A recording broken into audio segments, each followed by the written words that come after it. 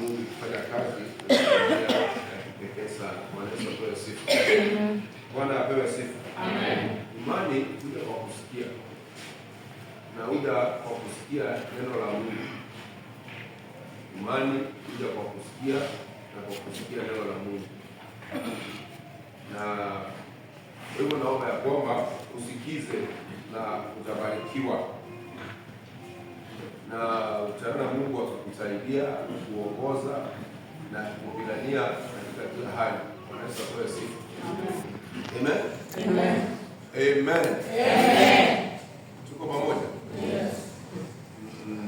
Tutasoma katika kitabu cha Matendo ya Mitume. Matendo ya Mitume 3, na tutasoma kuanzia aya yake ya kwanza.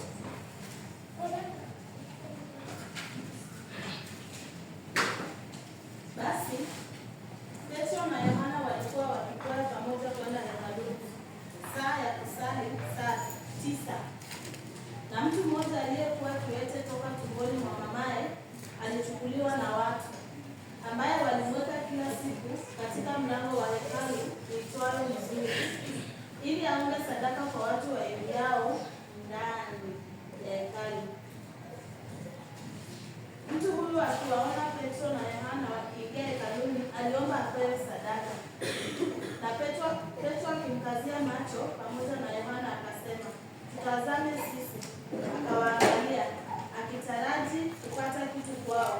Lakini Petro akasema, "Mimi sina fedha wala dhahabu, lakini nilicho nacho ndicho nikupacho. Kwa jina la Yesu Kristo wa Nazareti, simama uende." Akamshika mkono wa kuume, akamuinua, mara nyayo zake na vifundo vya miguu yake vikatiwa nguvu. Akaondoka upesi, akasimama, akaanza kwenda. Akaingia ndani ya hekalu pamoja nao, akienda akirukaruka na kumsifu Mungu. Watu wote wakamwona akienda akimsifu Mungu, wakamtambua ya kuwa yeye ndiye aliyekuwa akiketi na kuomba sadaka penye mlango mzuri wa hekalu.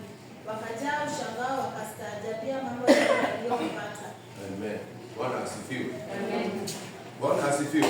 Amen. Maandiko yanasema ya kwamba Petro na Yohana walikuwa wakienda katika maombi, na Biblia inasema ya kwamba walikuwa wakienda kuomba saa 9, saa zao za maombi.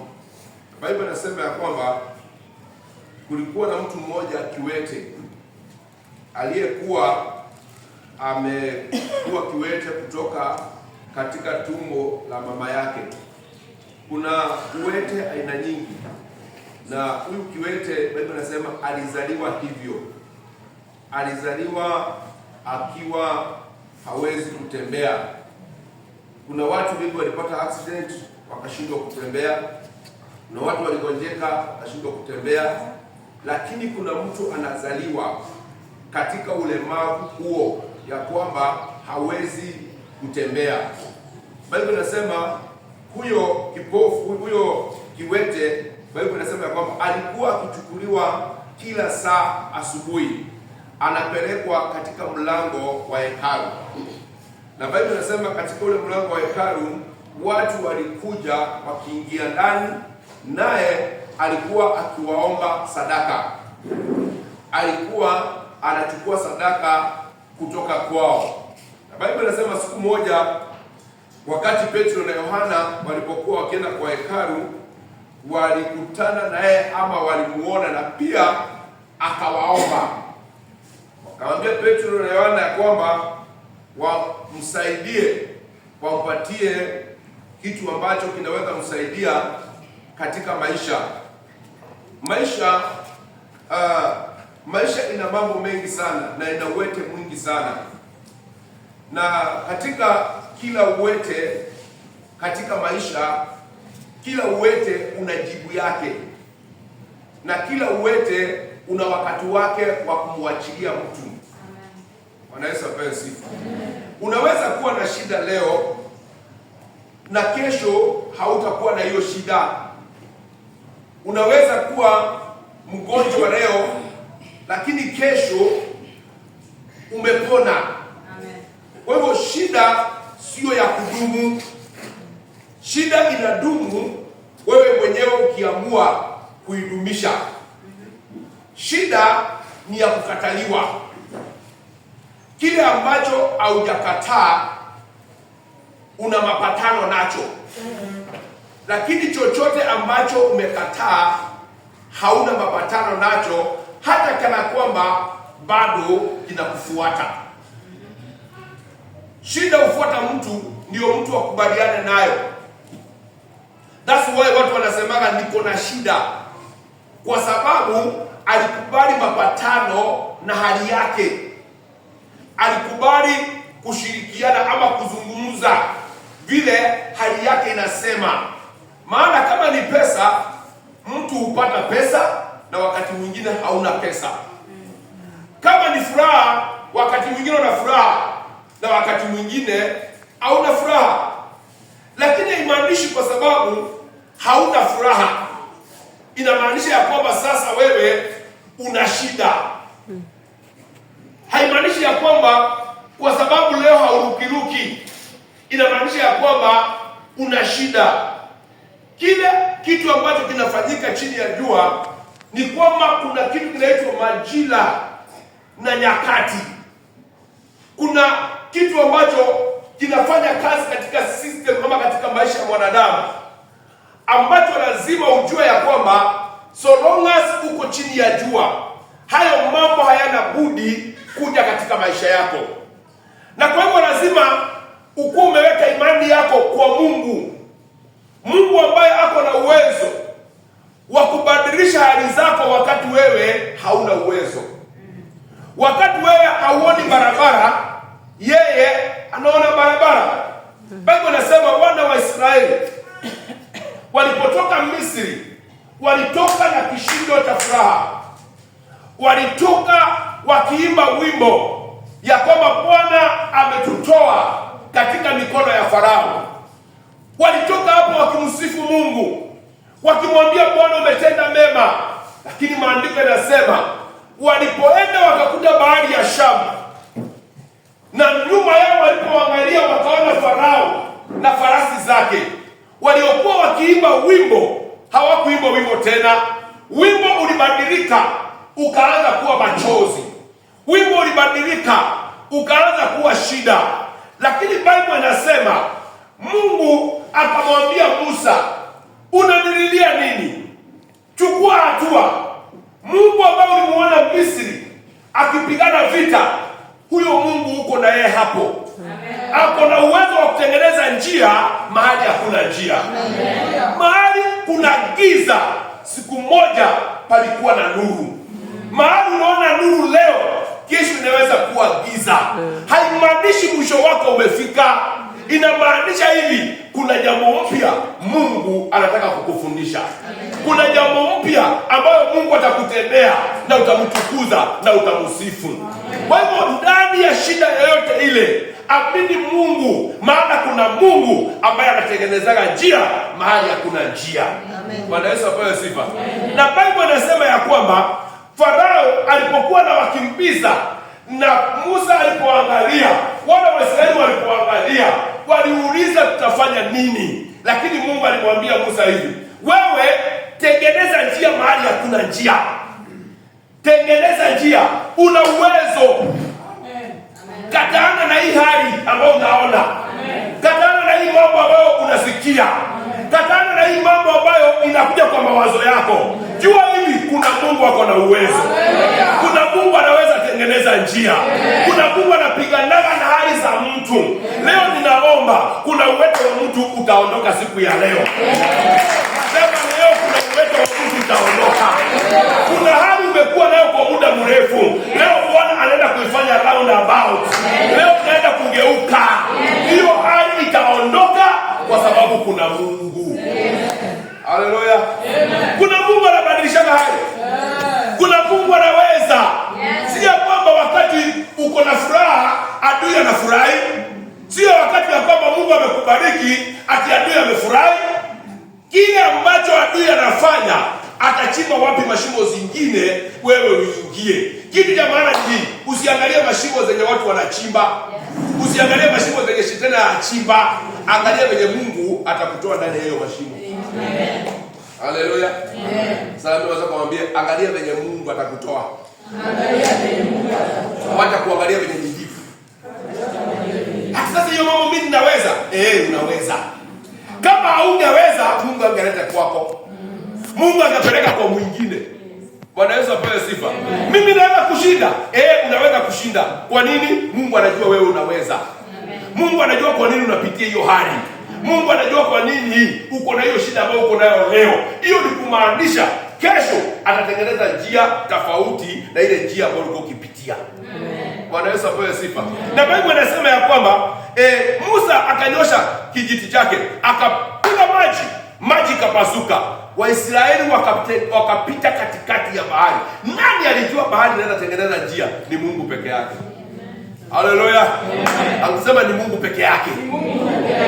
Shida ya watu wameweka matumaini yao kwa watu.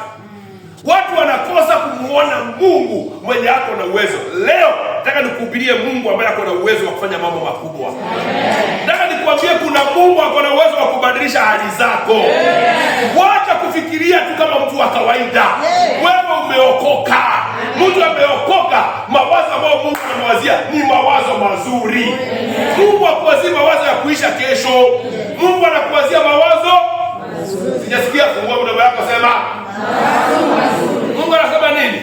Anakuwazia mawazo mazuri. Wangapi wanajua mawazo mazuri ni kusema nini? Ni kusema huyu mwenye anawazia mawazo mazuri hayuko katika hali nzuri. Yuko katika hali mbaya, lakini mawazo mimi namwazia ni mawazo mazuri. Mwanadamu akiona uko ndani ya shida, anawazaga venye shida zako zinakaa.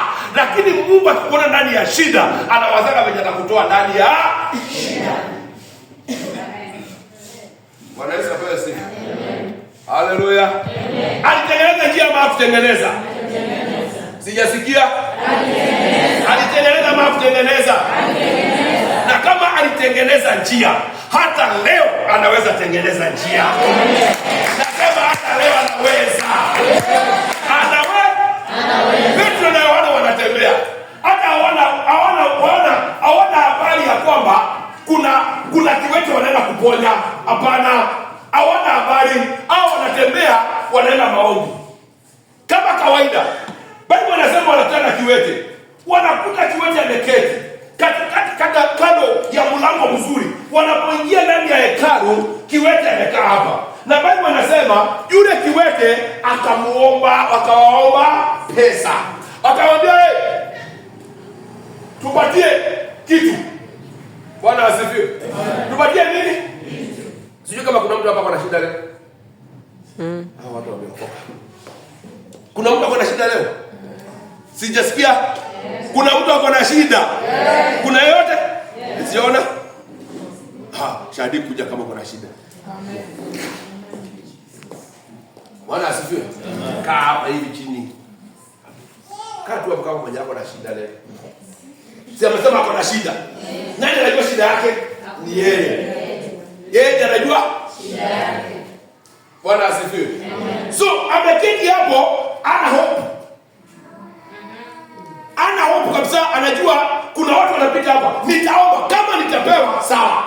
Kama sitapewa sawa. Lakini niko na shida. Naye Mungu ako upande mwingine. Mungu ako upande gani? Mungu akinapo, Mungu anamwangalia, Mungu anamuona. Anamuona mahali ameketi. Mungu ako na watu wake duniani. Leo kuna watu wanaenda kuwa connected na watu wa Mungu. Ufanye kitu ambacho haujafikiria. Huyu amekaa hapa ako na shida zake. Tena amezoea. Maana analetagwa, anawachwa wapi? Kazi yake ni kuomba nini? Pesa. Kazi yake ni kuomba pesa. Maana hana nguvu za kwenda kufanya kazi, hana miguu. Anateseka. Kazi yake ni kuomba. Mpaka mawazo yake imebadilishwa inakaa kuomba. Ujaona kwa shida venye inabadilisha mtu. Unaimbaga shida mpaka kwenye usedi kuiba shida. Uchaona kwa nini kuambia mtu mwenye yako ana shida. Yaani uko na shida mpaka unaenda kwa mwenye yako na shida, unamwambia shida, anauliza ungejua zangu. Maana mtu mwenye hapo na shida, hakuna kitu kingine anaonaga, nitaambia nani anitatulie. Bwana Yesu apewe sifa. Huyu jamaa amekaa hapo. Nao Petro na Yohana wako ng'ambo nyingine. Na Mungu ako ng'ambo ile nyingine. Mungu anasema, hautakaa katika hiyo hali. Niangalie. Hautakaa katika hiyo hali siku zako zote. Amen. Yeye hajui. Yeye lakini Mungu Anajua. yeye Hajui. lakini Mungu Anajua. wewe lakini Mungu Anajua. naomba leo kutoka hapa. Anajua. Ikue hii mwezi ni mwezi wako. Haleluya. Ikue majira haya ni majira yako. Bwana Yesu apewe sifa. Mungu akuondoe katika hiyo uwete. Mungu akuondoe katika hiyo hali. Mungu akuimbishe wimbo mpya. Sikia, huyu amekaa hapa, anajua hiyo kazi. Kazi yake ni kuomba. Lakini Mungu ako ng'ambo gani? Ile. Na hiyo upande mwingine kuna watu wengine upande wao wameokoka wako ng'ambo gani? Hii. Mungu anatumiaga watu. Bwana asifiwe. Amen. Nani mweza kumwambia Mungu anatumiaga watu? Mungu anatumiaga watu. Akia high five mwambie Mungu anatumiaga watu. Mungu anafikiria mawazo. Lakini yeye anajua ni kiwe? Yeye anajua kuna shida. Lakini Mungu anamwazia mawazo. Kwa hiyo Petro na Yohana wanasema wacha tuende tukaombe kama kawaida. Kama kawaida. Na wanapokuwa wanaenda kuomba. Naye jamaa anawaona, hebu niombe. Shida ukitaka kama mwenye ana shida. Ati kama niko na kitu. Bwana asifiwe. Anaona kama niko na kitu fanye nini? Msaidie. Bwana asifiwe. Amen. Petro na Yohana wanasema hivi. Hao hawana. Lakini wakamwambia kile tuko nacho ndio kenye tunafanya nini? Na kenye wako nacho ndio kenye Mungu ako nacho. Bwana asifiwe. Kenye wako nacho ndio kenye Mungu ako nacho. Kenye niko nacho ndio kenye Mungu ako nacho na ndio kenye mnaenda kupokea katika jina. Unaenda kuwa na imani ya kuhamisha milima. Unaenda kuwa na imani ya kubadilisha maji ya kuwa milima. Unaenda kuwa na imani ya kubadilisha hali. Hali haija kubadilisha, utabadilisha hali. Haleluya. Ndio wanasema walikuwa wakienda kuomba, wakamwambia fedha na dhahabu sijasikia. Fedha na dhahabu hatuna. Kama tuangalie sisi. Kwa hiyo unapoona niangalie. Nikuambie leo. Hiyo shida unasema uko nayo. Hiyo shida unasema fedha na dhahabu. Lakini kile niko nacho. Ile anointing yenye niko nayo.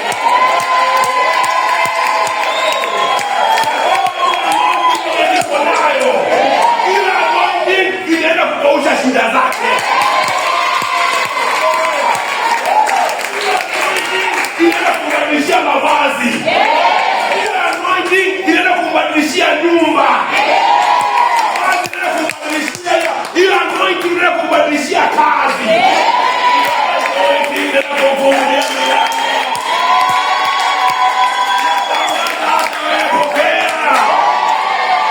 Ile anointing inaenda kubadilisha hali. Naomba katika jina la Yesu. Acha Mungu akubadilishie hali zako. Shida zako ni ndogo sana mbele ya uwepo wa Bwana. Na ile anointing Mungu amenipatia, natangaza ishughulikia hali zako. Akamwambia sikia nikwambie, kile kiko nacho ni zaidi ya pesa yenye unataka. Unaenda kuja kwa unataka nipe pesa, lakini kuna anointing. Na anointing itakufanya utembee. Anointing itakufanya uingie mahali penye haungeingia. Anointing itakufanya ukue mtu mkubwa. Haleluya. Tuangalie. Akamwangalia. Biblia inasema akitarajia kitu kutoka kwao. Anatarajia nini? kama atarudisha mkono kwa mfu, atoe kanini kakitu. Lakini Petro akamwambia, kile kenye tuko nacho ni kile kenye Mungu anabebaga. Mungu amebaki pesa, Mungu anabebaga anointing. Hallelujah. Mungu anabebaga anointing.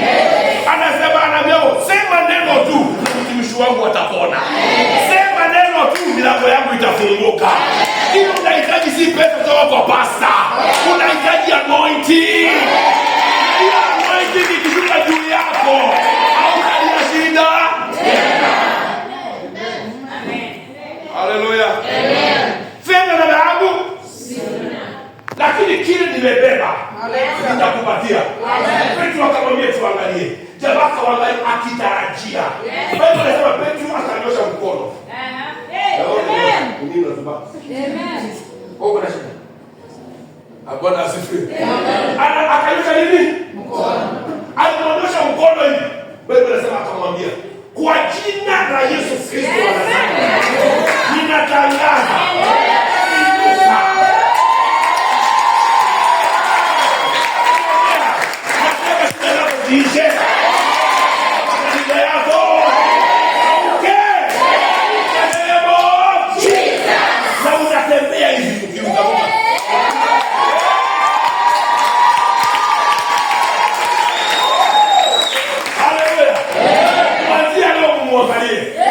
maisha yake yatabadilika.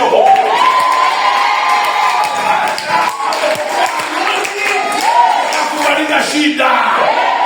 Achilia anointing mahali hapa. Anointing ya kumaliza shida. Matatizo. Ili ya kukuinua. Kwa kiwango kingine. Kama anointing.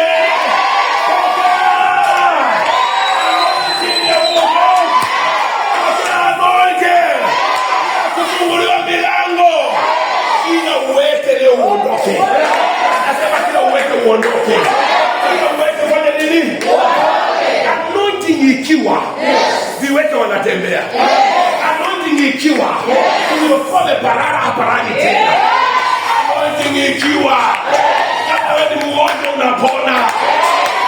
Sasa uponyaje? Kila aina ya magonjwa lazima ikauke. Jina la nani? Shout hallelujah.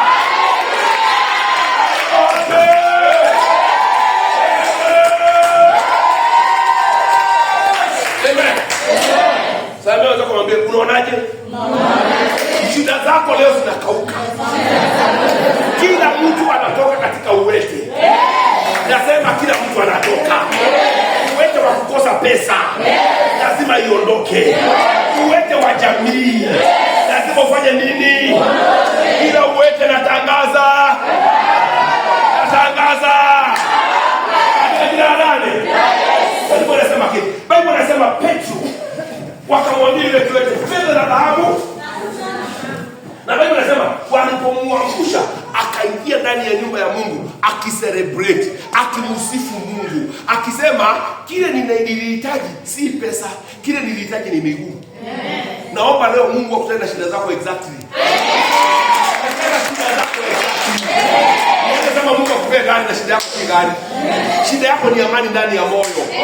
Shida yako wewe ni mgonjwa, kuna ugonjwa ile unapona.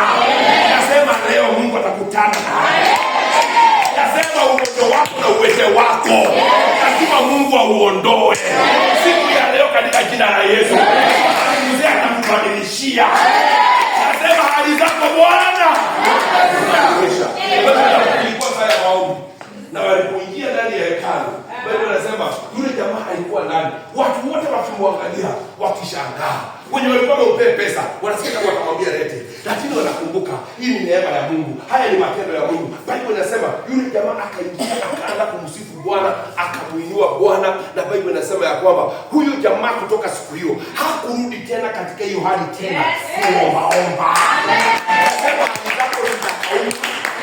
hautarudi hapo tena. Nasema hii roho ya kujirudia kwa maisha yako lazima ikauke katika jina la Yesu. Unaenda hivi. Naomba Mungu akuinue hivi. Mungu wetu anaitana watu na hawezi kushusha. Shetani akijaribu hatawezana. Akaingia akarukaruka akamsifu Bwana, watu wakamwangalia. Mungu anasema na watu wote wakashangaa. Nasema ili maadui zako watashangaa. Waliokudharau watakuangalia mpaka wabaye macho hivi.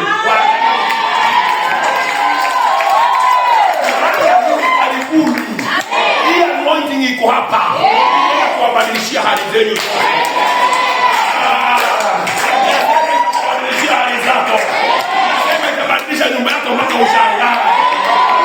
Inua wengine mahali hapa kwa sababu ya kazi yake. Kwa sababu ya kazi yake. Mungu anakubadilishia maisha. Kuna mpango na maisha yako. Leo natangaza maisha yako yatakuwa jinsi ilivyokuwa. Bila uweke leo unaonyosha. Ulete unanyoroka. Nasema uweke unanyoroka. Kama ni ndani ya nyumba yako uweke unaondoka. Kama ni kwa watoto wako uweke unaondoka. Kama ni kwa wazazi wako uweke unaondoka. Nasema uweke unaondoka. Laana ya kwenu inakaushwa na hiyo. Haleluya. Fedha na dhahabu lakini kile niko nacho nitakupatia. Haleluya. Biblia inasema wakaingia ndani ya hekalu wakaanza kumwabudu Bwana. Biblia inasema ilikuwa saa ya maombi. Wakati watu wanaomba inabadilika. Wakati kanisa inaomba mambo inabadilika. Tukiomba nchi yetu itabadilika. Tukiomba maisha ya watu itabadilika. Tukiomba hatutakuwa kama wale watu wengine. Maana watu wa maombi wanasikiaga venye Mungu anasema. Watu wa maombi wanasikia venye anga ya Mungu inasema. Kama hatutaomba tutaenda kama watu wa ulimwengu. Lakini naomba kanisa siku ya leo wacha tuwe watu wa maombi. Nasema tuwe watu wa maombi. Wamama mkipatana endeni maombi. Kanisa likikutana wacha tuombe. Nasema kila mmoja wetu wacha tuwe watu wa nini? Wapatie mwenzako hapo mwambie tuwe watu wa maombi. Ukienda sokoni mnafanya nini? Mkiwa barabarani mnafanya nini? Bila maombi hatuwezi kuona nchi hii. Haleluya. Bila maombi hatuwezi badilisha mambo. Lakini watu wakiomba mambo inabadilika. Na kwa sababu tumekuwa katika maombi, hizi wiki zimekwisha, tunaenda kuomba. Hatutaacha kuomba. Tutaomba mpaka mambo ibadilike. Mpaka mtu alikuwa na sura ya kukufa ambaye sura ya kuishi. Mpaka mtu alikuwa na sura ya umaskini ambaye sura ya utajiri. Mpaka mtu alikuwa frustrated na maisha aanze kusikia maisha ni tamu. Kama anaondoka kwa ndoa yake aondoki, wataokoka wote wanakuwa wazima wa kesho. Haleluya. Tunaambiwa sababu mwambie anawaza vizuri. Unamwambia tena huyo. Nani anawaza vizuri?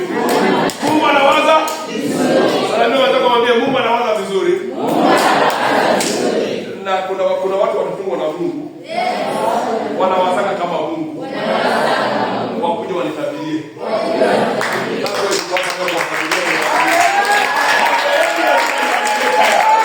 Nasema mambo yako lazima. Miaka ingine 3 inakuja 2 kuna watu wala kutambua. Kuna watu wala kutambua.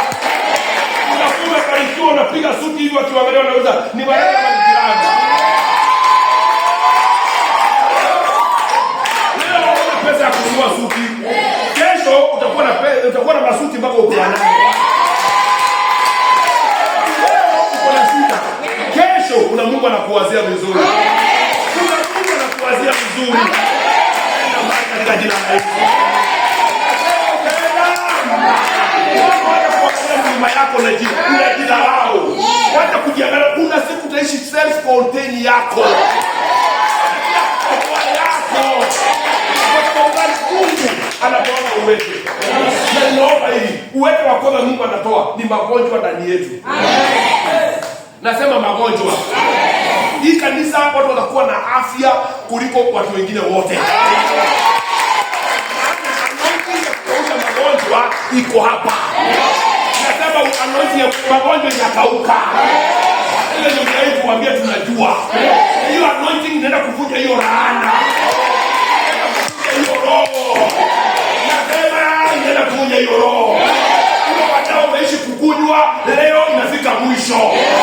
Hata kuna anointing ya uponyaji. Haleluya. Tunaelewana matuelewani. Kuna Mungu anakuwazia vizuri. Mimi nilipojua hivyo, niliwataka kushuhudia kwenye watu wanaongea kunihusu. Nilijua siku moja wataniangalia washindo ni yeye ama sio yeye. Ngani mwanzo mwambie ni wewe ni kama si wewe kuna siku. Mtu anakuangalia hivi anasema huyu ndio mwenye alikuwa kujenga na mpero wa oversize. Leo naweza vaa nguo kuanzia tarehe 1 na usirudie mpaka tarehe 30. Leo natoa hivi unapeana kama mtumba. Lakini kuna siku hata shati ya kubadilisha hauna. Mama acha kulia. Kuna siku utakuwa nazo. Ni ama ni jirani. Haleluya. Sema ninatoka katika hiyo uweke. Sisikia kama mnamaanisha. Wakati wanatoka. Kama unatoka celebrate.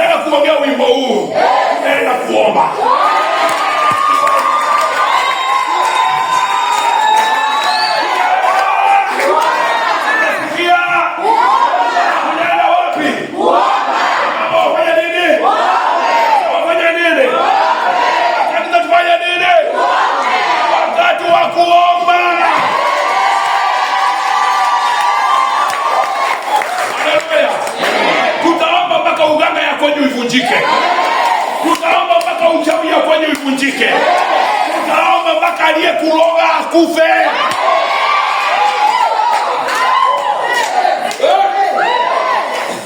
Haleluya. Sema kila uweke lazima uniwachilie. Sema kila vikwazo lazima ziniwachilie. Wanaamini wanaachiliwa.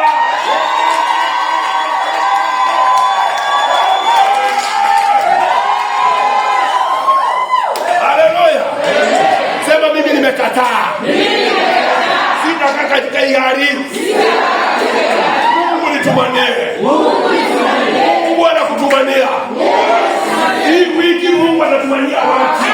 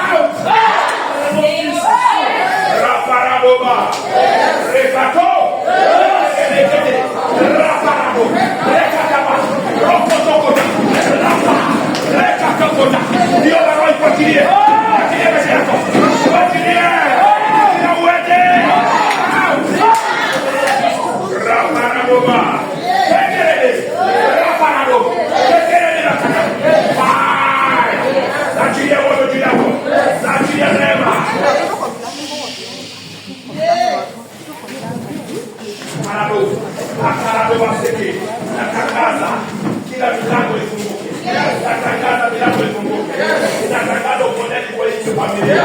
Natangaza uponyaji. Kwa nguvu zako uponyaji. Kwa maisha yako uponyaji. Kwa wazazi uponyaji. Achilia anointing juu yako.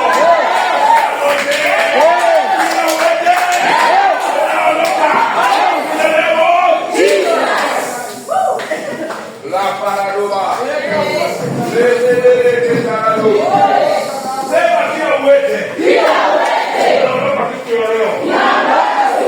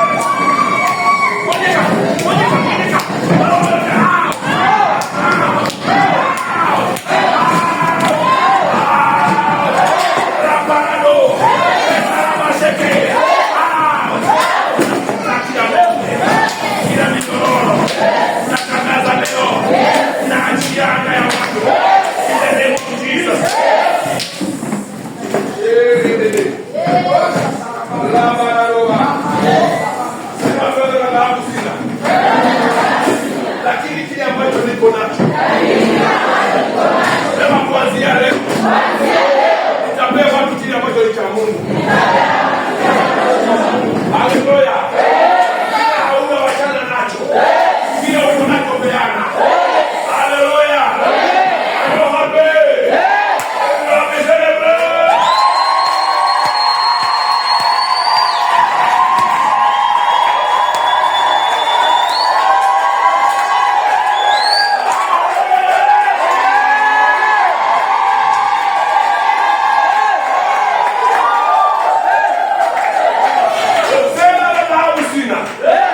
Lakini kile ambacho niko nacho nitakupatia katika jina la Yesu. Naomba leo upokee ulinzi wa Israeli. Atakulinda wewe, atalinda nyumba yako, atalinda kazi yako, atalinda watoto wako. Hakuna uchawi, hakuna wapunga mapepo wala naitilana atakayedhuru mtoto wako.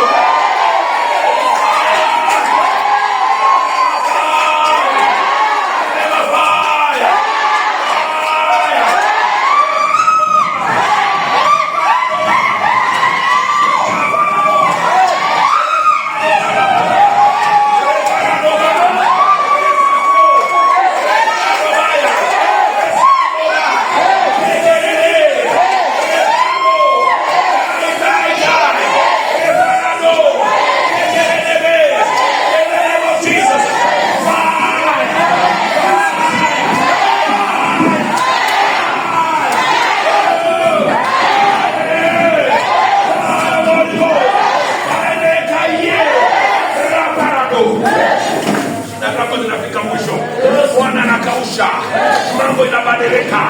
Mungu anakubadilishia anga. Maisha yako inabadilika. Pokea nguvu za Bwana.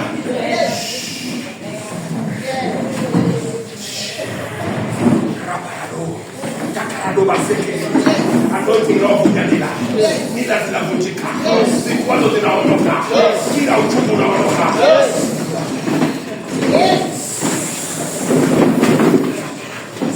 Takarado. Ropara. Reparado bakata. Teke na masukuida.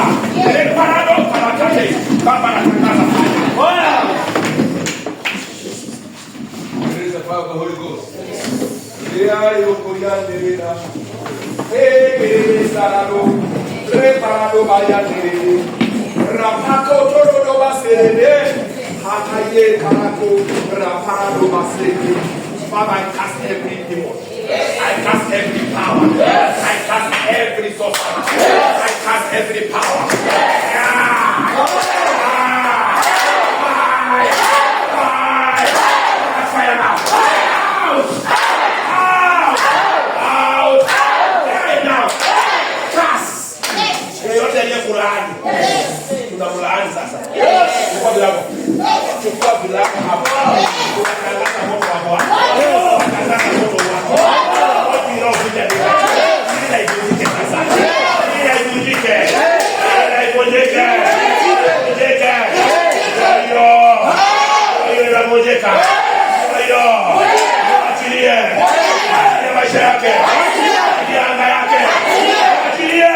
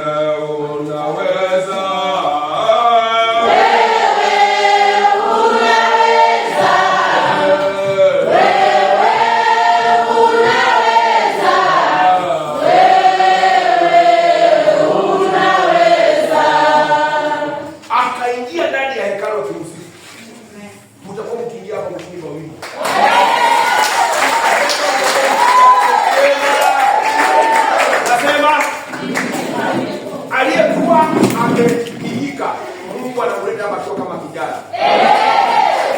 Haleluya. Aliyeingia hapa na uzito wa moyo anatoka hapa kwa wepesi wa moyo.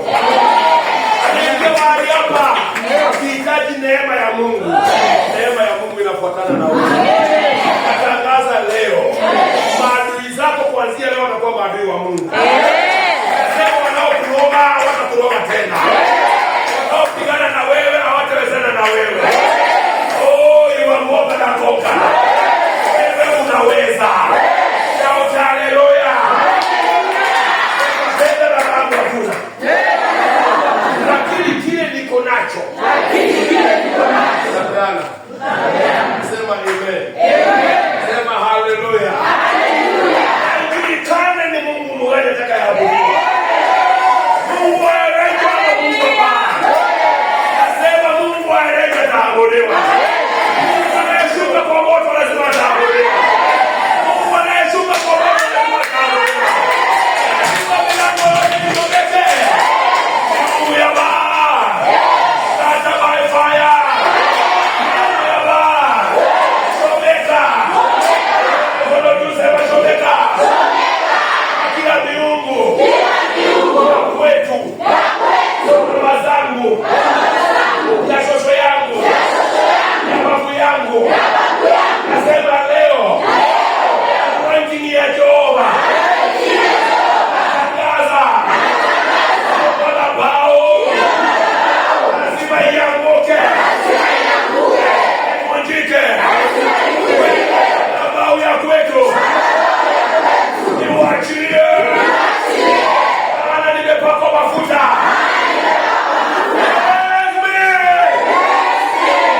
Yeah.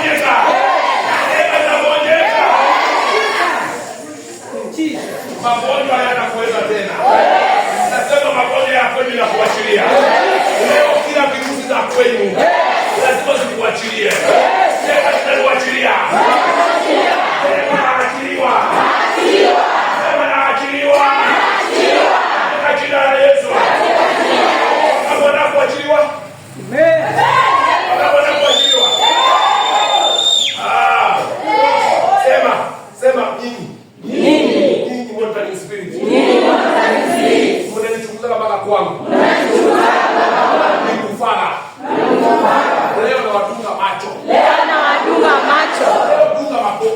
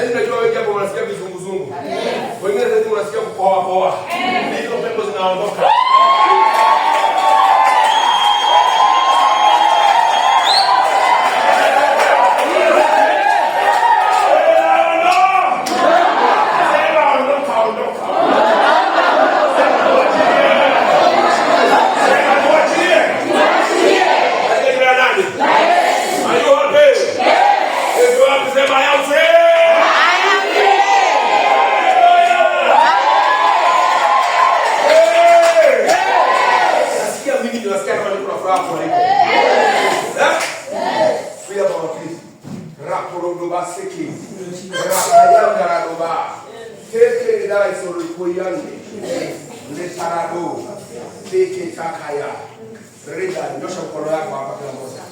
Ripakata rubusaya. Rahato. Riparado makarado basiki. Teke dai so ruda. Rapayande dai. Koko. Aya goya sikiria. Raparado. Teke dai so ruda. Father. Ninakuinua kwa sababu unatenda. Nakuinua Bwana kwa sababu unaweza. Ninafunja kila roho. Kila roho iliyotumwa njia yako. Kila roho inavunjika. Inasema tutakuwa na kuvia mimba za Israeli.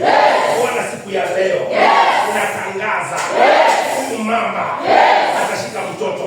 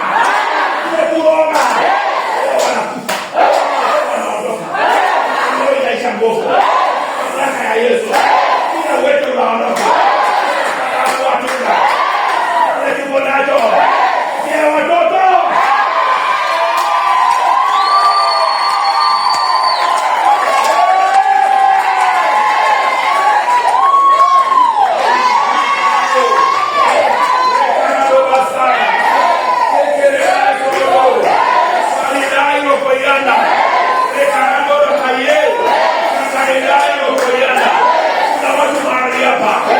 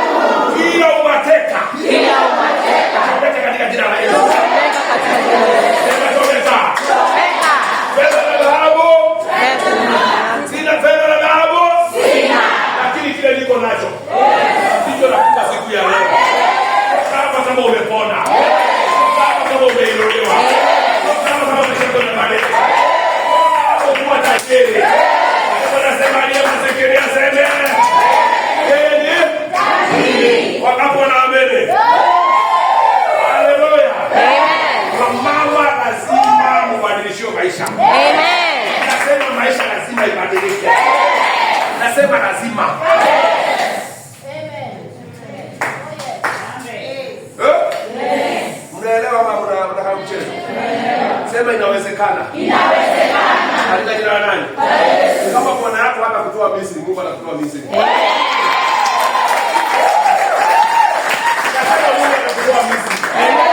Nasema Mungu atakutoa Misri. Hata mwanako atashangaa vile Mungu anafanya. Kwa sababu ya wewe maisha yako utapona. Amen. Nataka hii kanisa iwe deliverer. Mahali ambapo wewe umekombolewa na kukomboa wengine. Wewe unaenda kuweka wengine huru. Amen. Unaenda kwa unatangaza. Hii imekaa hapa kwa muda mrefu. Nafi zinazo. Na zina. Lakini katika jina la Yesu, roho ya uwete lazima iondoke. Lazima iondoke. Lazima iondoke. Sikini lazima. Katika jina la nani? Hata kama haukusoma, utaweka biashara kubwa. Sasa la dhahabu. Watakupatia. Weka biashara kubwa. Katika jina la Yesu. Roho ya biashara. Roho ya biashara. Pokea pesa. Karando baba. Eseme. Ndio ndio za Bwana Mungu. Pesa. Kayo biashara. Aisha ifunguliwe.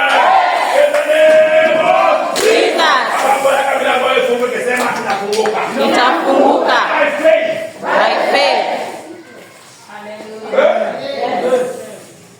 Sema imani utakusikia. Imani utakusikia. Kusikia neno la Mungu. Sema kuanzia leo. Maisha yako itabaki jinsi ilivyokuwa. Sema amen. Petro na Yohana walikuwa wakienda wapi? Kufanya nini? Ilikuwa saa ya nini? Saa ya kufanya nini? Walikuwa wakiingia kuomba. Before waombe wakafanya muujiza. Wakafanya muujiza wakaingia kuomba. Wakaenda kumwambia Bwana. Wewe unayeponya watu. Endelea kuponya watu. Wewe unayefungua watu. Endelea kufungua watu. Shetani ni muongo. Nasema shetani ni muongo. Alichoma vitu akifikiria sitahubiri. Hajui. Kwa akifanya hiyo ndio tunakuwa mofaya.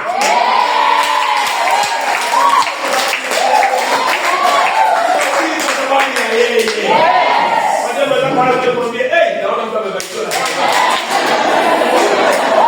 Unaona malaika hapo. Naomba Mungu afungue macho.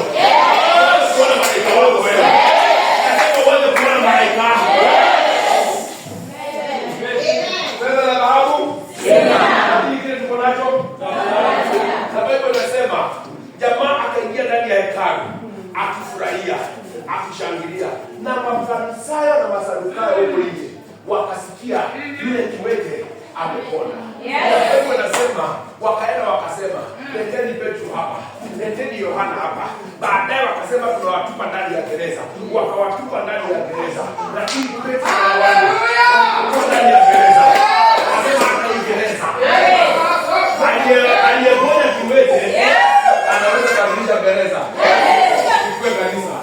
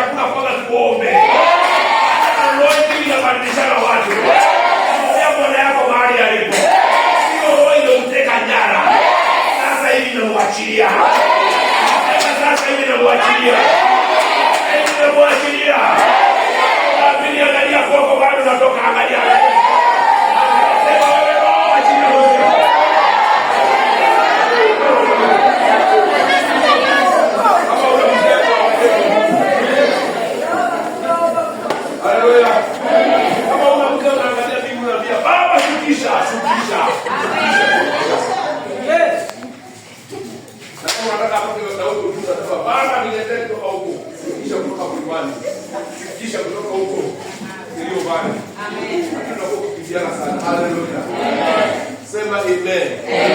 Are you happy? Yes. If you're happy and you know. If you're happy and you know.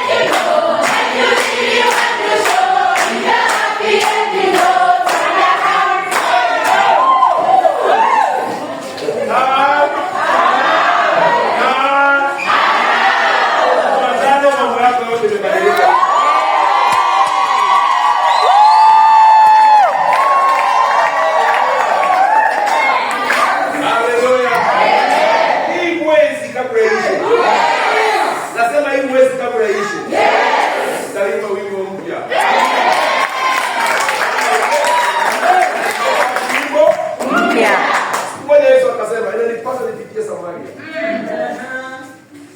Na akaambia wanafunzi, inanibidi nipite Samaria. Inanibidi. Sikutaka, lakini inanibidi. Sababu anasema Yesu akaamua kwenda Samaria. Na alipokuwa kwenda Samaria akaambia wanafunzi wake, inanibidi. Akawaambia, endeni sokoni mkanunue chakula. Na Biblia inasema Yesu akaingia Samaria katika kisima cha Yakobo. Na akamkuta mwanamke kahaba. Ameketi anateka maji. Na Yesu akampotezea. Yesu naye akaketi. Akamwambia mama, na kiu, nipe maji. Yule mama akamwambia, tunataka maji na wewe unataka maji. Kama mama, nipe maji. Mama akamwambia Yesu, wewe ni Myahudi, mimi ni Msamaria. Tuna ushirikiano gani? Amen. Ni nini unataka wewe mtu? Akamwambia, ungelijua ni nani? Yes. Ungelijua ni nani? Unaongea na nani? Ungemwambia akupe maji ya uzima. Leo nataka kukupatia maji ya uzima. Sio maji ya kawaida. Maji ambayo inatoka stress. Maji ambayo inatoka pressure. Maji ambayo inatoka magonjwa. Maji ambayo inaleta furaha. Anakisha kumwambia ungelijua. Akamwambia kwani wewe ni nani? Akamwambia ungelijua. Ni nani? Anakuambia baadaye akamwambia, hey, by the way, bwana hapa. Akasema ila tunatoka Gaza. Bwana hapa. Akasema sina mume. Yesu akamwambia umesema ukweli. Ni kama unataka deliver na wewe. Ni ukweli unataka kuongea ya kufungulia. Baadaye Yesu akamwambia, ni kweli umesema. Maana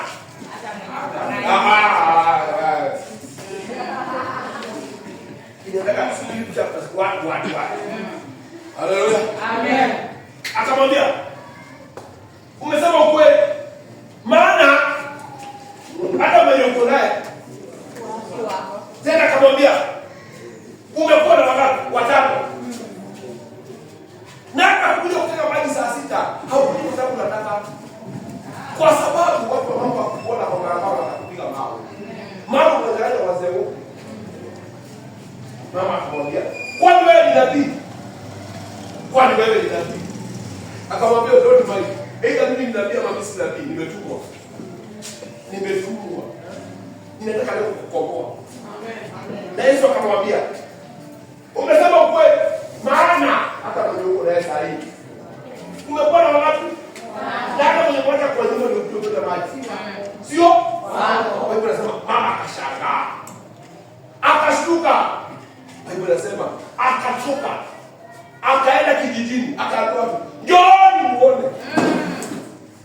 Leo hapa kuna watu Mungu anajua kama manabii hapa.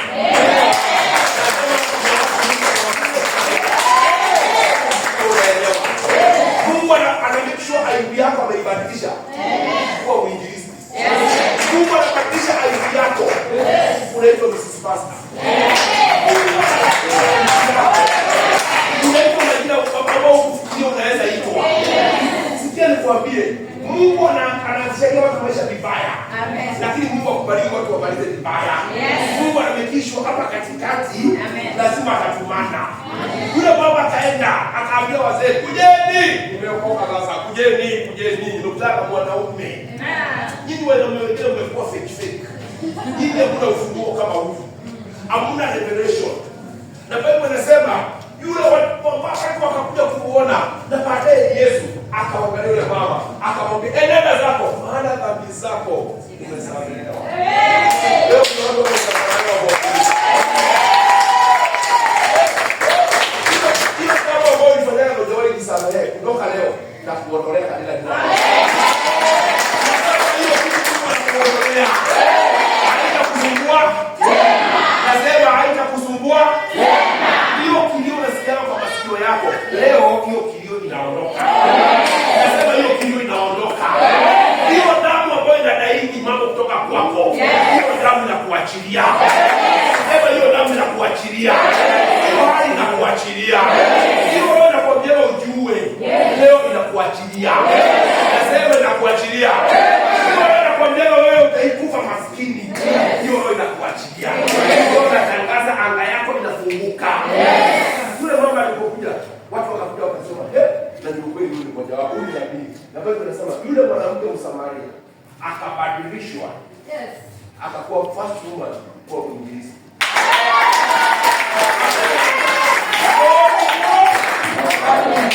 Haleluya. Amen. Maana ukimwabudu Bwana kuna jambo ambalo haliwezekani. My friend.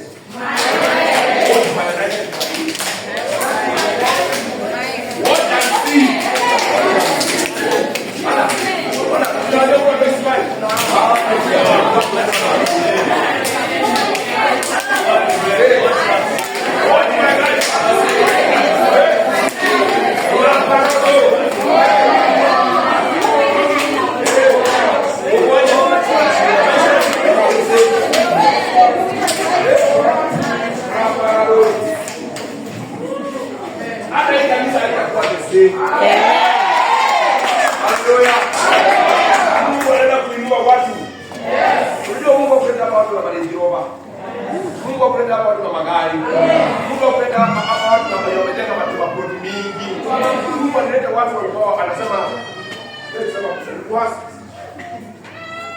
Mungu alete watu hapa kama wale wadau. Watu wa madeni, mafuliza,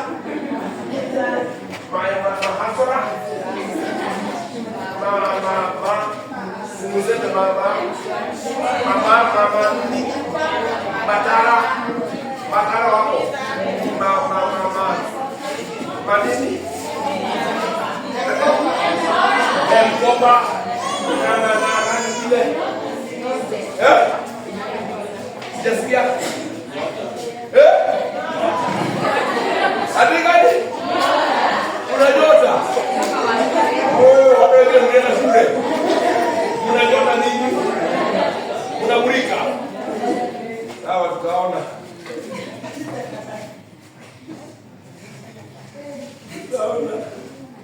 Mungu asipokuwekea nyota 50,000 niwezi na kukulisha. Unataka kujaribu nyumba kwa rejea wengi. Yameza. Najaribu skuli sana na ubebe. Nikukula kula kwanza ama ni nyota za yako. Sasa tunaweza kumwambia mimi natoka. Hao ndio watu Mungu alileta watu hapa. Umetoka nini? Maana Mungu amenianoi. Amen. Mungu ndio nila. Mungu amenianoi. Mungu alizoezo mashinda zako. Mungu amenianoi. Kubadilishia maisha. Kama Mungu alibadilisha yangu hata hapo naweza badilika.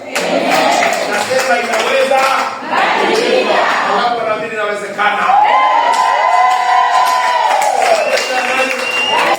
Sio kutoka hapa anointing ya Mungu iende na wewe. Ndio kutoka yako ili kwa nyumba yako nasikia ndani ya Mungu ile. Ndio ya Mungu yako. Sema amen. Amen. Ndio yote ambayo umekufundisha. Tunaitesa sasa. Kwa ndoto tunaitesa. Kwa kufikiria tunaitesa. Hizo memory mbaya mbaya. I break it now in the name of Jesus. I break it now in the name of Jesus. Wewe babu watu? Hatuna. Kwa jina la nani? Yesu. Pepo zilitoka ama zikutoka? Zilitoka. Miujiza ilifanyika ama ilifanyika? Ilifanyika. Wakati Yesu alipoona majaribio yamekuwa makubwa, akaambia wanafunzi wake, "Twendeni tukao." Na Biblia inasema wakaenda Getsemani. Na Biblia inasema kwamba pale Getsemani Yesu akaenda mbele kidogo akaomba. Mara ya kwanza akakuja akawakuta akamwambia, "Ombeni msiingie katika majaribu." Tena akarudi akaomba mara ya pili. Mara ya tatu aliporudi kuomba, Biblia inasema aliomba mpaka malaika wa mbinguni akashuka, akamtia roho, akatoa jasho kama damu. Yaani ukiomba laana zinavunjikana. Uzimu unaonekana.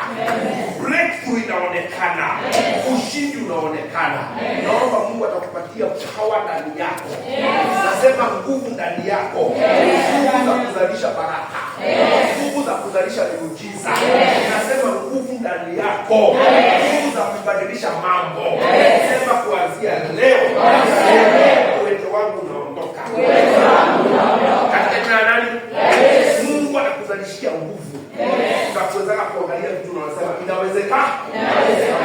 Sijasikia? Inawezekana. Sijasikia? Inawezekana. Inawezekana ama haiwezekani? Inawezekana. Haleluya. Viwete watapona. Vipofu Wataona. Wasio na masikio wanasikia. Na wenda wazimu watafunguliwa. Katika jina la nani? Yesu. Ninatuma neno la uponyaji kweli nyumbani. Kama kuna mtu yote wenda wazimu.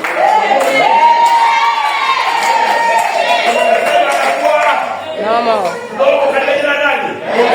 Sikia, hakuna umbali wa maombi. Maombi ndio ituma mpaka Amerika na ifanye kazi. Bwana Yesu apewe sifa. Haijalishi kile ambacho unapitia. Leo tunabadilisha kila hali upside down. Believe it. Amen. When you believe it, you receive it. Amen. When you receive it, it becomes yours. Sema amen. Amen. Sasa leo tuko kwa shida gani tuko nayo? Unasikia?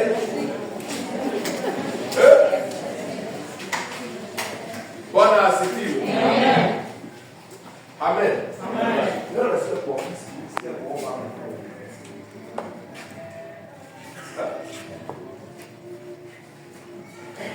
Bwana asifiwe. Amen. Sema fedha la dhahabu sina. Fedha la dhahabu sina. Lakini kile niko nacho. Lakini kile niko nacho. Haleluya. Amen. Wakati wana kitu cha kupeana. Amen. Wakati wana kitu cha kupeana. Amen. Wakati wana kitu cha kupeana. Amen. Inaweza kuwa hauna fedha lakini uko na kitu cha kupeana. Amen. Inaweza kuwa hauna mambo mengi lakini kuna kitu cha kupeana. Yes. Sema amen. Amen. Haleluya. Amen. Tunaomba Mungu atupatie roho ya uombezi ndani ya kanisa. Amen. Nasema roho ya kuomba. Yes. Hiyo ndio neema naomba Mungu atupatie. Amen. Katika majira haya wakati kunainuka maroho ya kila aina. Na sisi tunaenda kuinua maombi katika jina la Yesu. Mpaka wachawi wakafukule lazima waangaike. Nasema waganga wakafukule lazima waangaike. Mwaka huu lazima waganga wakafukule wako. Aidha wahame ama wasambaratike ama wakuwe. Leo tunaenda kwa lazima tuwashe moto. Nasema moto lazima uwake. Nasema moto lazima ufanye nini? Wake. Kuna mtu mmoja alikuwa akiitwa Cornelius. Na Cornelius Bible inasema alikuwa akimuomba Mungu siku zote. Bwana asifiwe. Amen.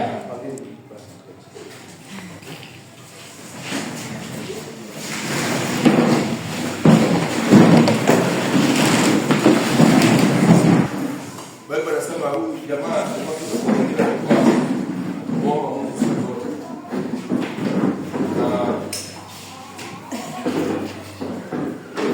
Kwa kumuomba Mungu akasikia maombi yake.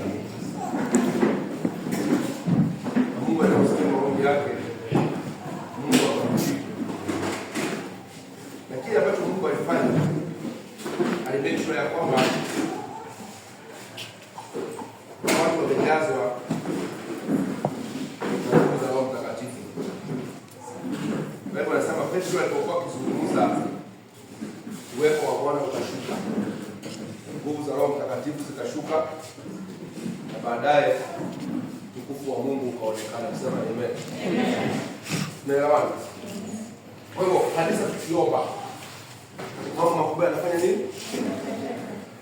Amen. That's why tunaomba by faith.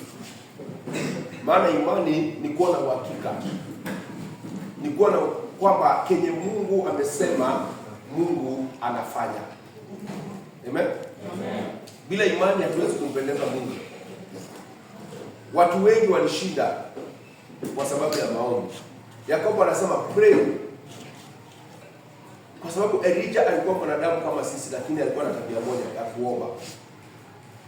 Na kwa sababu ya maombi Elijah alibadilisha mambo. Miungu ilianguka. Mambo ambayo yalikuwa yakisumbuana Mungu aliyabadilisha yote yakaondoka. So maombi inaweza badilisha. Tuweke mnara wa maombi. Maana tukiomba imani yetu inaumbika ya kwamba kile ambacho tumeomba Mungu amesikia na Mungu ametenda. Wakati mwingi tunaomba lakini hatuna imani.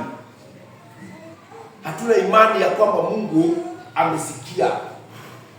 Unatoka unaanza kuongea tofauti. Naomba siku ya leo kutoka hapa. jua Mungu amebadilisha hali zako. Na kama vile nilikuambia, kuna Mungu anakuwazia vizuri. Atatuma mtu wa kutimiza ndoto yako.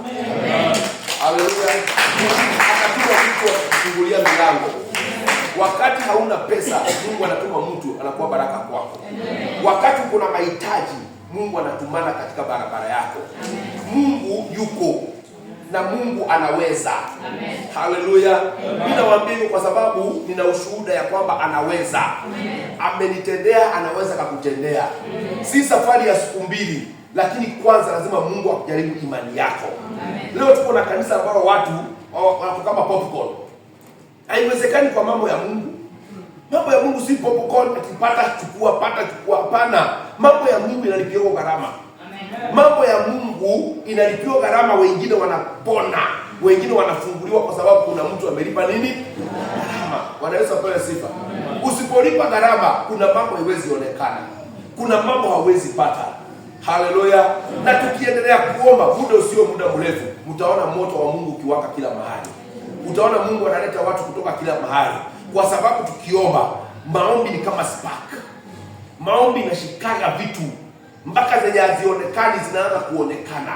Mambo ambayo hujawahi ota unaanza kuyaona kwa maisha yako. Bwana Yesu apewe sifa. Mambo ambayo ulifikiria haiwezekani unaanza kuona inawezekana. Sikia, tuliumbwa na Mungu na akatuumba kwa mfano wake. Na kwa sababu ametuumba kwa mfano wake, lazima Mungu atatutendea kwa sababu yeye ndiye baba yetu. Amen. Sisi hatuendi kwa waganga. Sisi hatuendi kuabudu misanamu. Sisi hatuendi kwa masoni ndio tupate pesa. Hapana, tunamwamini Mungu mwenye fedha na dhahabu. Chochote hauna kilikuwa chako, ni wewe uitishe. Amen. Haleluya. Hata kile shetani yako nacho sio cha shetani, ni chako. Yeye ni kuchukua, aliiba. Yeye ni kuchukua, alichukua. Bwana asifiwe. Ukienda kwa uende kufanya na mtu na uende kwake afu kuta kwa vitu zako. Hizo vitu ni zake ama ni zako? Sijasikia?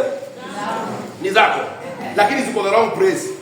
Kuna mtu aliiba akaweka kwake. Sasa hizo vitu zilizo kwake ni zake ama ni zako? Lakini sasa utafanya nini ndio utoe kwake? Lazima uvae silaha za vita. Lazima uamue nitaomba mpaka hizi vitu zitanirudia. Hiyo pesa unasikia watu wanachukua huko kwa shetani. Si za shetani, hizo pesa zilikuwa za Mungu wetu. Naye shetani akaamua kuziweka kwake. Ndio ukienda kwake umuinamie ili akupatie. Sikia, sisi hatutamuinamia. Yesu alisema tusimuinamie mwanadamu, tumuinamie Mungu peke yake. Maana tukimuinamia Mungu peke yake, yeye akutajirisha hata kutuangusha chini. Lakini kwa shetani lazima utalipa gharama. Kwa shetani lazima utafanya ibada. Lakini kwa Mungu akikubariki, sikia nikwambie, hautalala hivi ukose uzingizi. Maana Mungu akikubariki anajua kukutunza. Mungu akikubariki anajua kukuongoza. Mungu akikubariki hakuna mtu anaweza kukulaani. Maana kile Mungu amebariki hakuna mwanadamu anaweza kufanya nini? Amini Mungu. Amini Mungu. Wanafunzi walimwamini Mungu mpaka wengine walipigwa mawe wakakufa. Lakini walikufa wakisemaga tunamwamini yeye. Yes. Haleluya. Tunamwamini? Na ninatangaza leo kwa sababu mnamwamini yeye atawashughulikia. Nasema atawashughulikia. Katika jina la nani? Yesu. Na nimesema kama kuna mgonjwa hapa, hiyo ugonjwa inakauka. Nasema inakauka. Kwa kesho ende upimwe. Nasema kesho ende upimwe. Usikie results zenye utapewa sio ni ulipewa. Utaambiwa, "Hey, kwani ulifanya nini?" Unamwambia kuna Mungu. Nasema kuna Mungu. Huyo Mungu ataachilia malaika wake atakufanyia operation. Mungu ataachilia neema yake, mambo yako itabadilishwa mpaka utashangaa. Amini Mungu, shida zako zipungue. Nasema amini Mungu, shida zako zipungue. Nasema amini Mungu, shida zako ziishe. Haleluya. Unaweza kuwa una gari nzuri lakini imani yako kwa Mungu ni zaidi ya gari nzuri. Unaweza kuwa una nyumba nzuri lakini weka imani yako kwa Mungu ni zaidi ya nyumba nzuri. Maana siku atakupatia hiyo nyumba nzuri na imani yako imesimama, hiyo nyumba inakuwa paradise. Hiyo nyumba inakuwa mahali pa furaha. Inakuwa mahali penye watu wanakaa wana celebrate. Kwa sababu gani? Maana ni paradise. Maana umepatiwa watu ambao mko na imani na watu ambao mmesimama. Fear not, maana hii dunia kabla tuondoke lazima tukule mema ya nchi. Amen. Nasema mema ya nchi. Amen. Yasikia? Mema ya nchi. Hapo ulikuja bila kitu. Hapo utakaa kiti yenye hujawahi kalia, utakuwa na friji kubwa. Kwa sababu Mungu alipokuleta hapa alijua ile anointing iko hapa itakufanyia kazi gani. Alijua by the way wewe umetoka leki gani. Na anajua hizo wewe leki umetoka inafiti tu ile. Amen. Bwana asifiwe. Ndio maisha yenu ibadilike. Na angalia sura zenyu venye sasa siku hizi zimeng'ara. Hakuna sura hapa inakaa kama inakufa kesho. Kila sura hapa inakaa kama yenye inaishi miaka mingine tofauti vipi. Lakini ukikuja hapa siku nyingine ulikuwa umechoka. Lakini leo umekaa msichana mlembo mdogo hivi. Kwa sababu kuna Yesu anashughulikia maisha yako. Wakati unapewa stress unaambiwa fedha na dhahabu hauna. Pokea amani. Unapokea amani ndani ya roho yako. Hata ukitoka hapo wewe ni tajiri kama mmoja wako na milioni kwa baba. Amen. Unatembea kama mmoja wako na pesa. Wamama mnanielewa? Kibeti si ya kuweka pampers.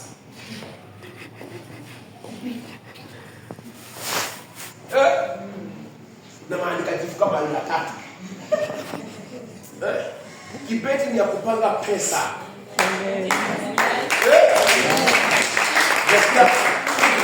Pesa mpaka unavaa nguo mara ngapi kwa siku? Wacha waseme unalinda. Usaidia waseme. Sio Mungu anakubariki, badilisha mara 3. Umekijua umepita mahali kwenye bagi zako hapo. Ndio toka wabadilishe ako na shida, waseme siku hizi amebarikiwa na analinga. Unaelewa ama uelewi? Bwana asifiwe. Ukienda kwenye mashamba, make sure umevaa the standard. Maana wewe hauwezi rogeka. Hujasikia? Hauwezi. Kwa hivyo vaa mpaka na umake sure kama umepaka kucha rangi, hapana baki ya kama socks.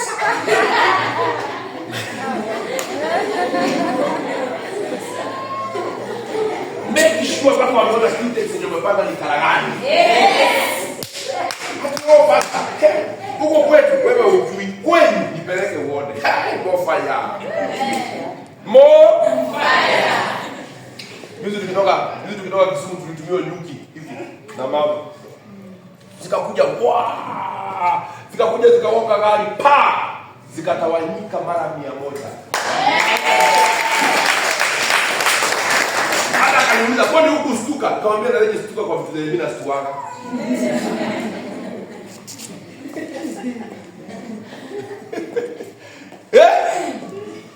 Bwana asifiwe. Amen. Kuna vitu zinahitaji kukustua wewe unastahili kuwa unazistua. Amen. Ati mganga nani anastahili kustua mwingine? Mwenye ameokoka na mganga nani anastahili kustua mwingine? Na kwa nini wanakustuaka? Ati pasta kuna kitu inatembea kwa ploti yetu. Toka usiku wa manane iambie wewe kama ni Kariuki ama Kikoeche. Unatembea kwa mabati hapa. Calm down. Tuonane hapa tuelewane leo. Kunipotezea uzingizi ovyo. Leo inafika mwisho. Shuka chini tuonane. Shuka uko wapi kwa nani? Shuka. Nikusikie tena.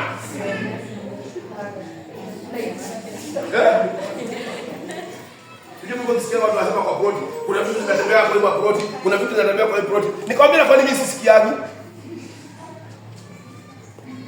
Mama mmoja akaniambia kama amelala, aliona kimefika kwa rufi yangu hivi, atikaruka kaenda hiyo nyingine, hapo iwezi kaa.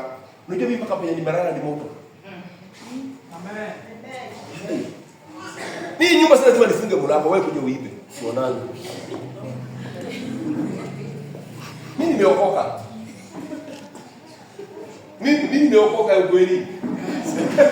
Sijui kama hapo unaokoka kwa ukweli. Hapa ndio wenye wanataka kunishika tena na shetani afanye ibada. Mimi sijui kuna ushiriki na shetani. Ninajua tu Yesu hivi mwingine mistaki. Lakini kama unahubiria na shetani baadaye, hiyo ni shida yako. Mimi sina hiyo story. Mimi ni wale watu wanachukua principle na kufa na Mungu. Hata kama ule mganga anaponya, sitaki dawa zake, wacha nikufe na Mungu. Hivyo ndio Mungu anataka watu waokoke. Unanielewa? Na ninaomba huyo Mungu afanye kazi ndani ya maisha yenu. Naomba hiyo imani ikae ndani yako. Wote tusiwasuliwa. Bwana asifiwe. Kuwa na imani. Kuwa na imani. Na imani inapatikana wakati mtu anao. Sijasikia? Ukiwacha kuomba, imani inapungua. Ukiomba sana, imani inafanya nini? Ndio unaona shetani anakupiga kama usiombe. Juu anajua usipoomba, imani imefanya nini? Unaweza sikia tena atoa ushuhuda, wapendwa, mimi nimeona Mungu, haleluya, haleluya, haleluya, mpaka mnasema, we, shida zote zimeisha.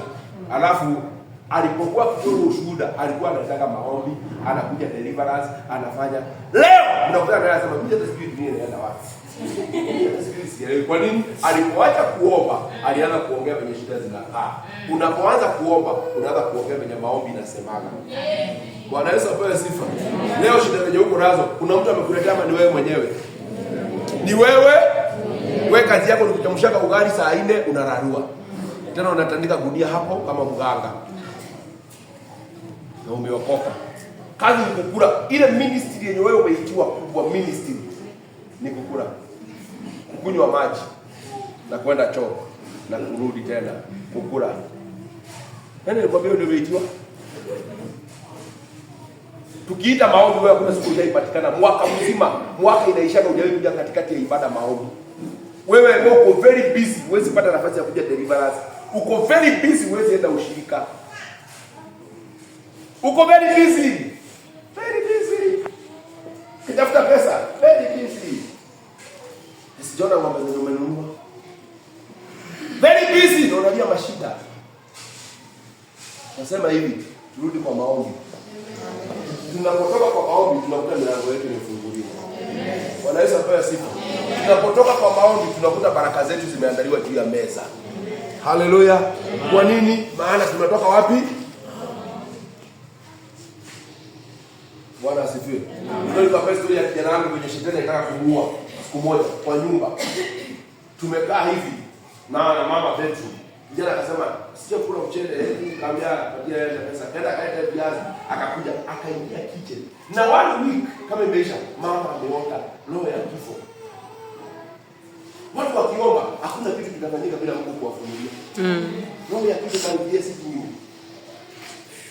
That's why ukiamka asubuhi, ukiomba, make sure umeenda kwa mlango yako asubuhi. Mahali maingilio ya kuingia kwa nyumba yako, tangaza, sema mganga yote alipita hapa, mara zote zilipita hapa. Bwana, ninatangaza kama kuna mahali nimejishikilia kwa hii nyumba, nasikata by fire.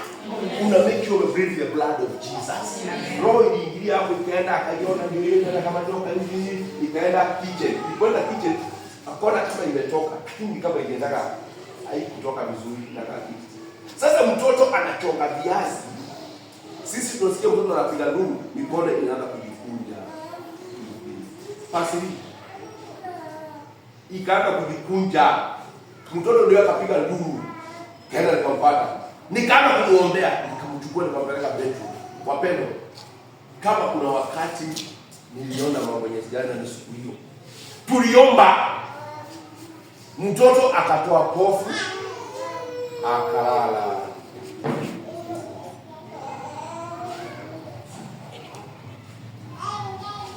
Hiyo mama, niekelea mama mkono kwanza hivi. Sasa. Aombe. Naye Mungu akashuka vizuri. Naye akaingia maombi. Maana mimi sio naweza kuambiwa aje, tukimbisha hospitali, sijui nini. Hizo vitu zikija kwa kichwa yangu kwanza. Hizo sielewa kwanza. Kashika mtoto, raparado basaka, rikatola basaya. Tuliomba mpaka dakika mwisho mtoto akapata. Kwa sababu alikuwa anaenda tunarudisha. Aendi, come back. Come back. Na kwa sababu nilikuwa nimefika siku moja nilikuwa Mwea. Mama mwingine alianguka chini akakuwa kama mwenye amekufa, mpaka tukamvuta kama kusikia kwa mbaridi, tukafunga nyumba, tukafukuza watu, tukaanza maombi. Watu wa maombi wanaona kifo, wanaona kuishi. Bwana asifiwe.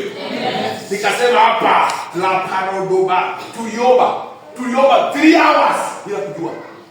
3 hours. Toto akakoa, akaamuka. Hey, watu huko. Sio kumbuki. Kasema wewe utakufa. Wewe utaishi. Hautakufa, wewe utaishi. Kuna maroho hazitaki shindana.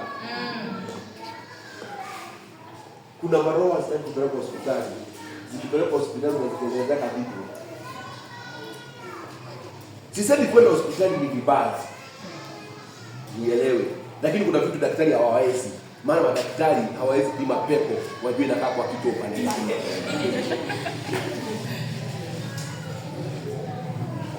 Hawawezi pima hiyo mguu imefura ni pepo iliingia. Wenye wanaweza kufanya hiyo peke yake ni spiritual people. Sisi ndio tunakuja tunakwambia pepo out. Kama ule mama alikuja hapa akiwa na mimi.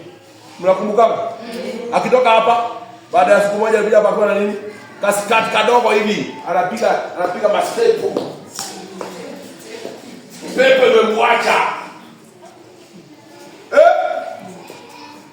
Nani anafanya hiyo kazi? Ni Mungu. Na anataka watu ambao wamejaa imani. Amen. Bwana asifiwe. Si watu ambao wanaona vitu wanataka kupiga nduru na kulialia. Hii kanisa nimekataa. Ukiona shida, ita Yesu kwanza before upige nduru. Haleluya. Before useme umeisha, ita nani kwanza? Yesu. Ita Mungu. Kijana wangu akaamuka. Muombea, amka. Baada ya siku mbili tena imemwata. Sema wewe, sasa hii ni ibada. Nika bishop mwingine rafiki yangu akakuja. Kaomba mtoto. Basi kutoka siku hiyo zoe kama nini? Sasa ni future pastor. Huyo mwenye mpaka huyo ni pastor kesho. Anajua hiyo sana. Alisoma theology na mimi kiasi. Nikienda class anakuja kanakaa hapa.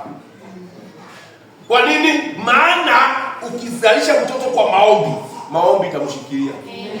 Haleluya. That's why hakuna mtoto wa hii kanisa mwenye hata kwa mhubiri. Watoto wote wa hii kanisa. Hao watoto wetu hawa. Hii maombi tunaombeana hapa si ya mchezo. Lazima wakuwe kwenye Mungu anataka. Hawana nini maroho za mababa na manyanya. Lazima tuwakatanishe mapema. Watakuwa wainjilisti. Wengine watakuwa watu wakubwa wa kusupport ministry. Sijui mtoto wako atakuwa nini, lakini Mungu atainua watu. Generation itakaoleta wokovu kwa watu wengine. Lakini lazima ukuwe na imani. Sema amen. Mtu wa maombi haonagi giza. Wangapi wanataka kuwa kama watumishi wa Mungu? Yaani nataka kuwa mtu mwenye ako na nguvu za maombi. Raparado basaka leta yande. Unasikia unataka kuwa mtu wa nini? Si maombi naomba dakika 5 unapotafuta maembe 2 kule. Yaani wengine mnacheza na maombi. Ati sasa wewe unaomba dakika 20, unaomba dakika 30, unasema umeomba sana. Umeomba sana saa ngapi? Unajua kuna mtu anaenda maombi 40 days na hajaitoka kwa mlima. Nasema hivi, kanisa hili lazima tufanye nini? Wazee, fanya nini? Na wamama nao? Wewe kama uombaji shida. Kuanzia leo hata nini? Sinaambia mwanzo kumwambia punguza chakula ongeza maombi. Unasikia? Hiyo maombi hiyo nyuma punguza nini? Hiyo mambo ya kulala kilo 2 watu 4 ni serious sana. Tutoto tunakula kama kisiagi. Sasa wacha mama akashike. Kwanza mama hata hizi chukulia huko mbali anaiwekea hapa karibu. Unainadua kazi ni kuitisha maji. Kiambia wewe unakuja sema baba. Tufundishe kuomba pastor. Baba yetu aliye mbinguni, jina lako litukuzwe. Baba unaenda kazi nyingine unaambiwa kuomba baba yetu aliye mbinguni mara 7. Nani alikwambia? Who told you? Hao wanafunzi waliambia Yesu tufundishe kuomba na hawakuwa na roho. Sasa Yesu leo ametupatia roho, bado tufundishe kuomba mara tufundishe kuomba. Ni wangapi hapo mnaomba serious? Okay. Inua mkono nyuma kujape kofi. Mnaomba ninyi wengine muombe serious, kazi ni kukula serious. Maana lazima uwe na mission. Kama uombe serious unakula serious. Kazi ni kulalua chakula kulalua. Nasema hii wiki tunaanza leo. Hii wiki ni wiki ya prayers. Nasema prayer. Bwana asifiwe. Wiki ya nini? Sema maombi. Sema maombi. Hiyo sauti iko chini. Maombi. Nini? Maombi. Umemaliza? Bwana asifiwe. Amen. Sasa sijui waombe. Ngoma nataka maombi. Kuja tunataka maombi. Ndio nusu. Weka chini.